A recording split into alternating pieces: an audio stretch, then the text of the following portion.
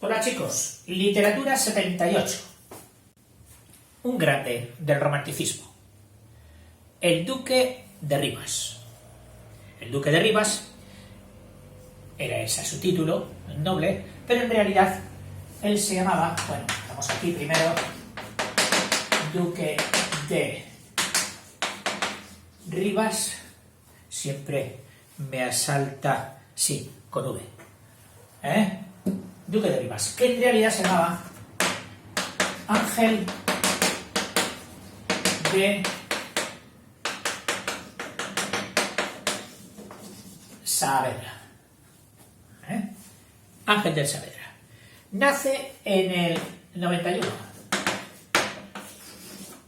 1791, y vive una vida larga, hasta 1865.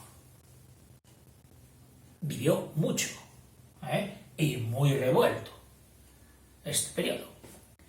¿Dónde nace? Pues en Córdoba. Martínez de la Rosa había nacido en Granada y este en Córdoba. Condenado, claro, joven, se alista primero contra los franceses, de las Cortes de Cádiz, entra bien en el 14. Fernando VII de Francia reinstaura el absolutismo y estos salen disparados para no ser ajusticiados. Este huye a Inglaterra. A lo mejor, aunque aquí no lo dice, fue aquel barrio de Somers Town, donde se juntaron muchísimos españoles.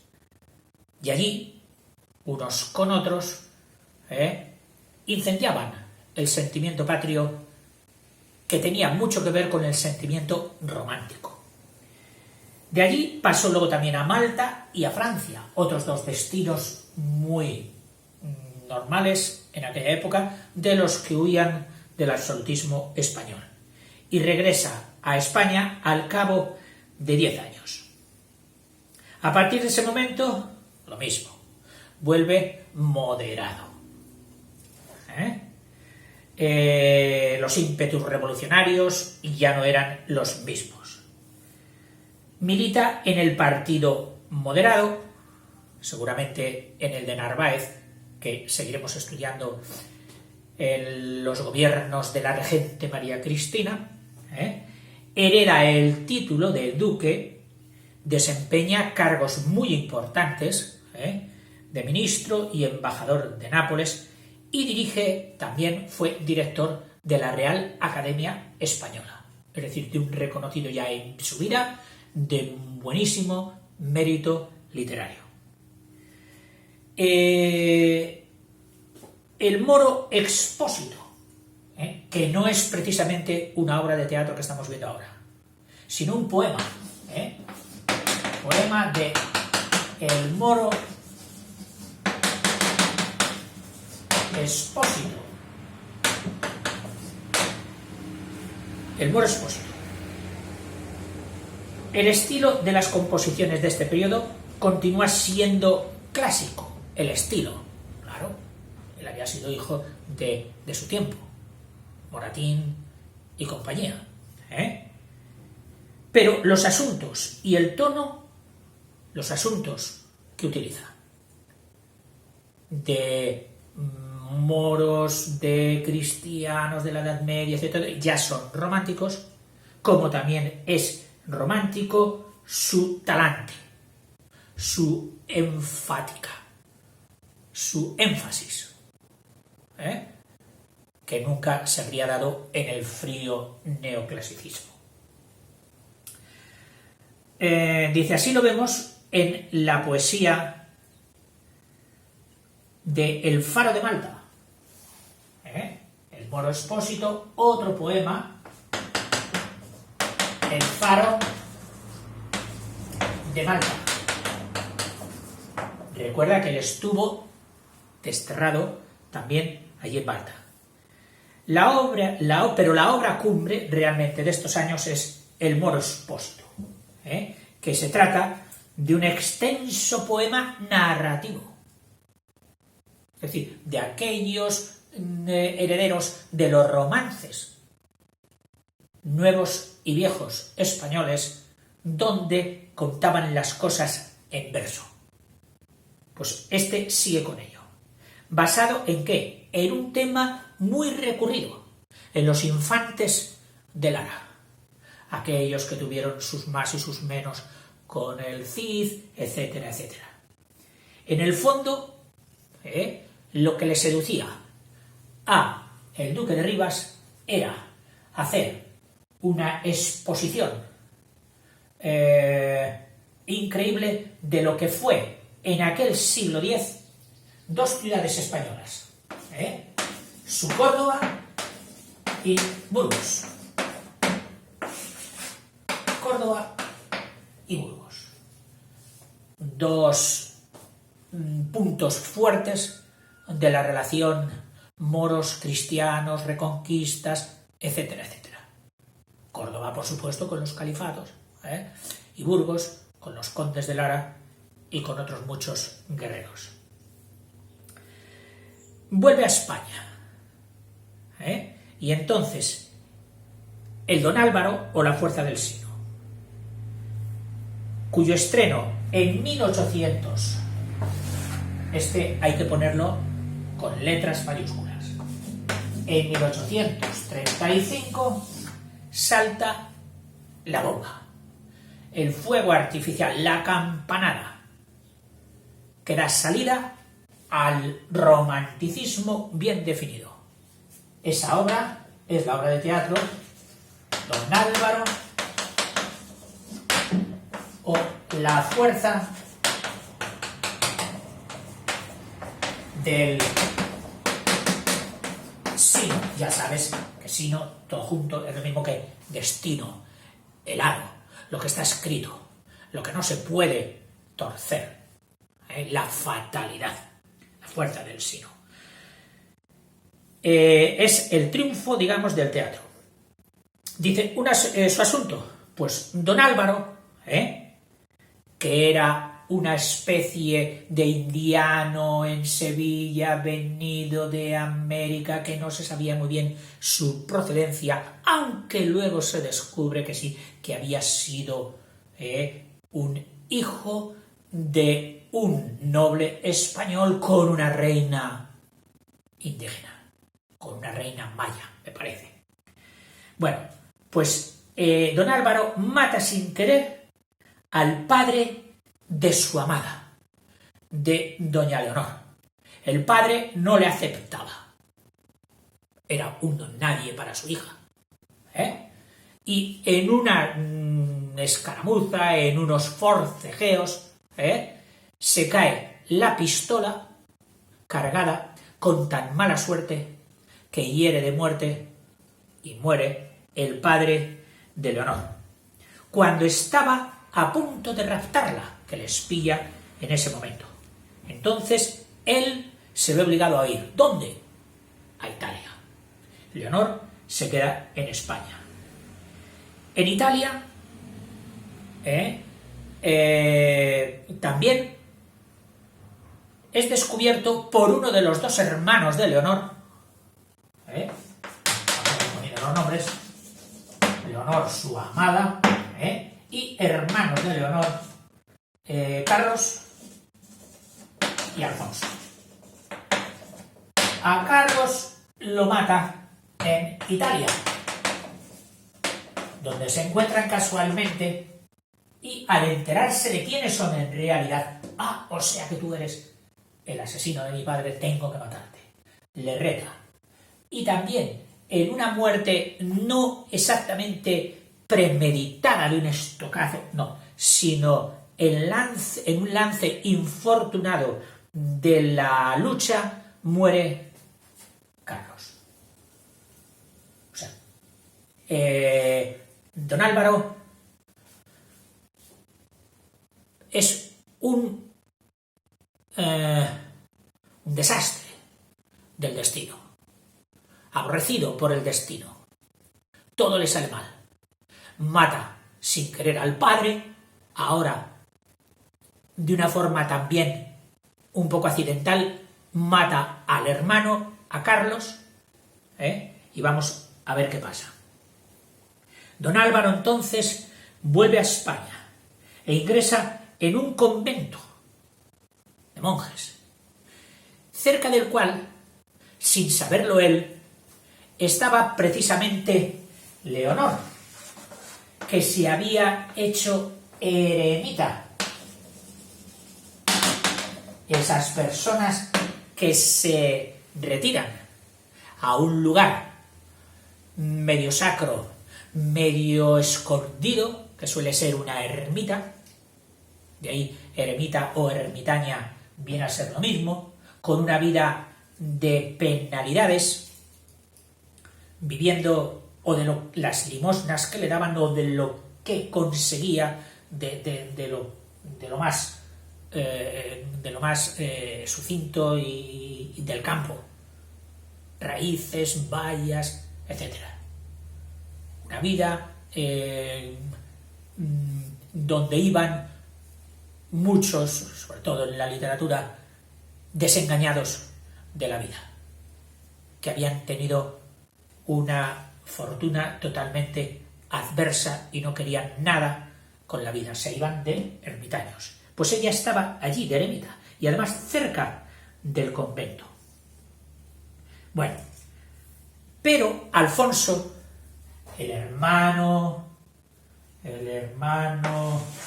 que quedaba vivo todavía, no había desistido. Al enterarse de que Álvaro no solo ha matado a su padre y a su hermano, sigue en su búsqueda y lo encuentra. Le sigue el rastro y lo encuentra en ese convento. Y le desafía. El famoso desafío. Luchan ambos. Y al caer herido, ¿quién? Alfonso. Llega su hermana, a la que le habían llegado noticias de ese duelo, en el momento en que Alfonso yace en el suelo con el puñal ya clavado en el pecho. Pero él, Alfonso, en los últimos esfuerzos y recogiendo la última fuerza que le quedaba, al verla, cree que Leonor es cómplice de Álvaro, de su antiguo amante, y dice, traidora. Saca su propio puñal de su pecho y, todavía empapado en su misma sangre, se lo clava a Leonor. Efecto romántico. Y Leonor muere entre suspiros, etc. Don Álvaro, desesperado, dice, ya no me puede ocurrir nada peor en la vida. En la presencia de los monjes, donde estaba en el convento, va a un precipicio, seguido por ellos, y desde allí se tira, se arroja, exclamando, «Soy un enviado del infierno, soy un demonio exterminador», y se tira. En fin, el asunto está lleno de cosas inverosímiles, no solo ya por esas casualidades de encuentros y de todo eso, sino por otras muchas cosas. No es verosímil, pero me encanta. Es efectista, remueve a los espectadores, y no importa si es más o menos verosímil. Dice, tiene todos los caracteres que podíamos poner del teatro romántico. Vamos, que si quieres estudiar una obra romántica de teatro, cógete esta, y luego yo diría también la otra, que también trata del mismo tema. Acuérdate de que este tema era el de Tirso de Molina, del Burlador de Sevilla, pero que va siendo cogido por muchos autores. Aquí, el Duque de Rivas, y luego Zorrilla, con Don Juan Tenorio. Bueno, pues entre esas dos, si tú ves las dos, habrás visto todo el compendio ya de lo que es el teatro romántico español. Dice, esta obra tiene todos los defectos de una obra improvisada, sí, pero el dinamismo de su acción, su fuerza trágica, de tragedia, del destino, y su intenso lirismo del amor que siente por Leonor y que se expresa de allí, dice, hace el drama más sugestivo y más representativo de su época. Don Álvaro o La fuerza de Sinú. Luego vienen también, que lo veremos aquí, los romances históricos. Dice, 6 años después del estreno de Don Álvaro aparecen los romances históricos. Es un ejemplo también del gusto romántico por este género tradicional. Les encantan los romances antiguos a los románticos y tienden a hacerlos. Y hacen producciones muy buenas. Dice, no tienen la sobriedad y sencillez del romancero viejo, pero sus cualidades, sobre todo pictóricas, sus descripciones, porque acuérdate de que son narraciones, lo acreditan como un profundo conocedor de las artes plásticas, es decir, de las artes de visualidad, de la escultura, de la pintura y todo. Oye, esto tal como lo cuenta es que parece que lo estamos viviendo. Y es que él sabía mucho de artes plásticas. Entre los mejores romances del Duque de Riva, y ya no hablamos ahora de obras de teatro, sino entre los mejores romances, estas eran las primeras. Ahora no, ahora vienen los romances ya en pleno estilo romántico. El castellano leal,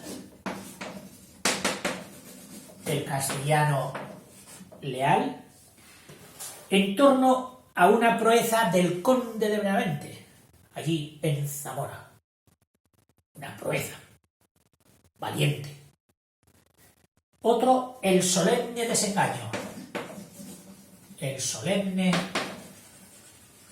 desengaño. Estamos hablando de romanceros, de romances, donde se relata la conversión de San Francisco de Borja, su caída del caballo, donde dice, esta vida solo sirve para la otra, y yo pego un giro total, me convierto, dejo todas las riquezas, la nobleza, y me hago monje, me hago sacerdote. En fin, ¿qué significa en total la obra del Duque de Rivas? Pues representa la vuelta a la tradición, vuelta a la tradición, y el enlace, echa unos cables, unas cadenas a dos periodos, a la Edad Media y al siglo de Oro. En medio, aquí, quedaba el neoclasicismo del que abomina, del que no quiere saber nada. Él empalma romanticismo, Edad Media y el siglo de Oro. Si exceptuamos la vehemencia, el carácter fuerte de Don Álvaro, pues su obra, o sea, si exceptuamos eso, su obra, dice, es de un fino poeta descriptivo, de dicción mesurada, ponderada, atento sobre todo a la belleza plástica.